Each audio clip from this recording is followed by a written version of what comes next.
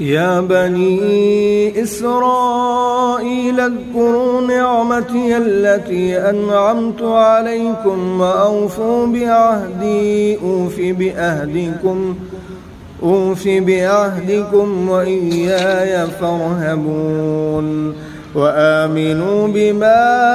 أنزلت مصدقا لما معكم ولا تكونوا أول كافر به ولا تشتروا بآياتي ثمنا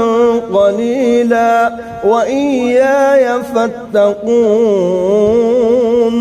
ولا تلبسوا الحق بالباطل وتكتموا الحق وأنتم تعلمون وأقيموا الصلاة وآتوا الزكاة